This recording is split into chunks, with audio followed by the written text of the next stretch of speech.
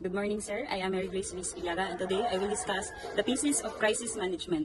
So let's talk about the crisis. What is crisis? The crisis is from the Greek word krisis, which means to separate. And the pieces of crisis management, it has three types.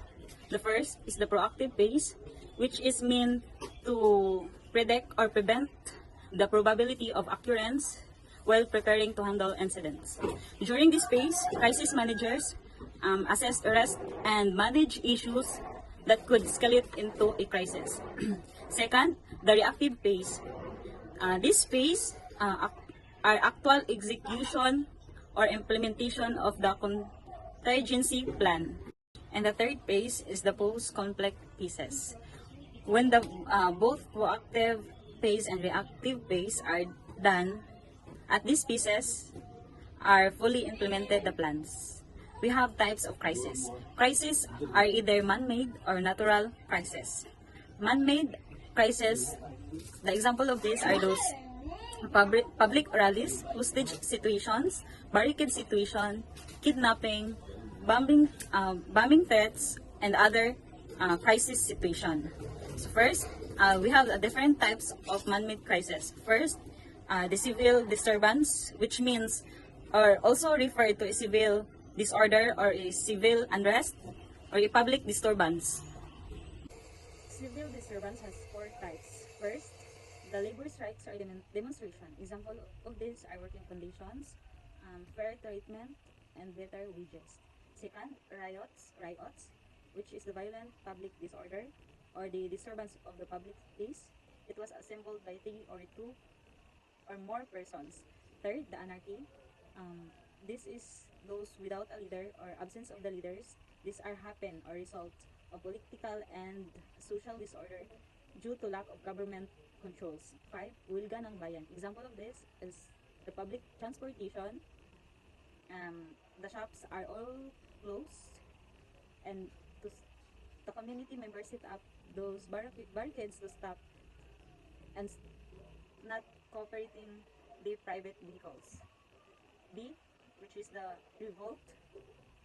Revolt are those people who refuse to be controlled or ruled by the government, which are who use of violent action.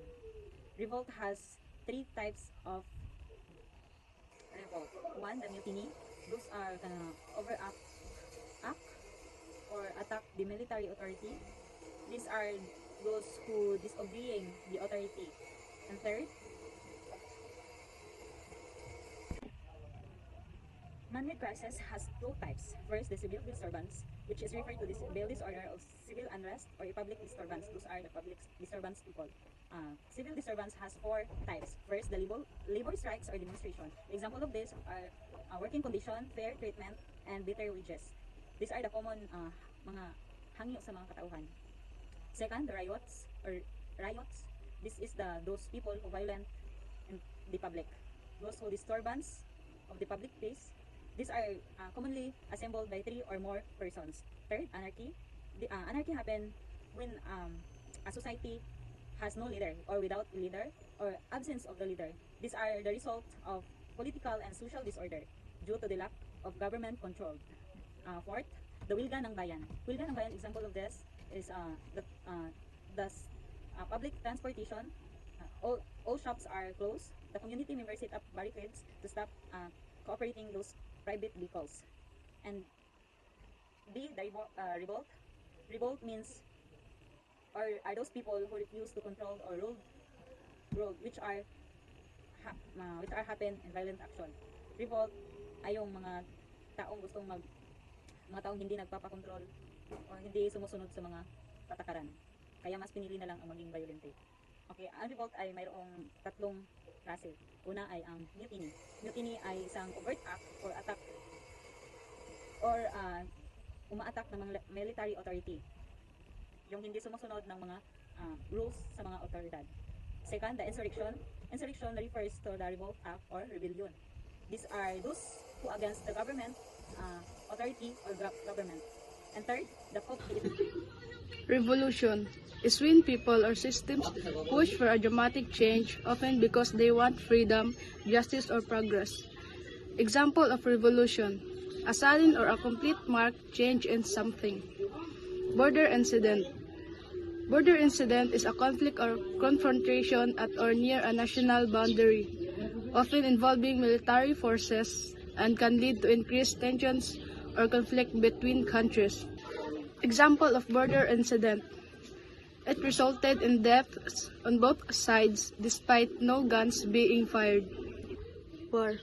War is a serious and destructive conflict usually fought between groups or nations to gain control, defend beliefs, or protect interests, and often leads to great human suffering. Examples, causes of war. Political power struggle. Conventional war is a traditional military conflict between organized forces using standard weapons and tactics without weapons of mass destruction.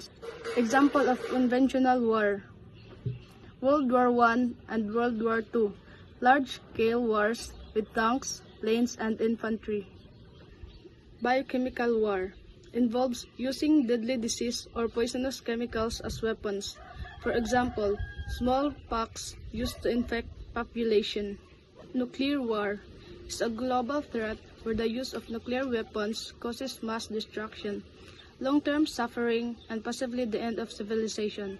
Example of nuclear war: one bomb can kill hundreds of thousands of people instantly. Kidnapping.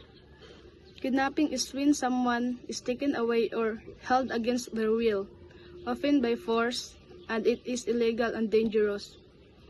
Hijacking means tracking or control of a vehicle by force and is dangerous, illegal, and often aimed at getting money, power, or attention. Hostage taking.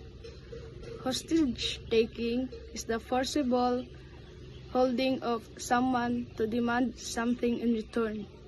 Terrorist activities. Terrorist activities are violent, fear-based acts meant to pressure or punish societies, governments, or groups. Attacks or raids. A raid is a fast, surprise attack, often for a specific goal with a quick exit.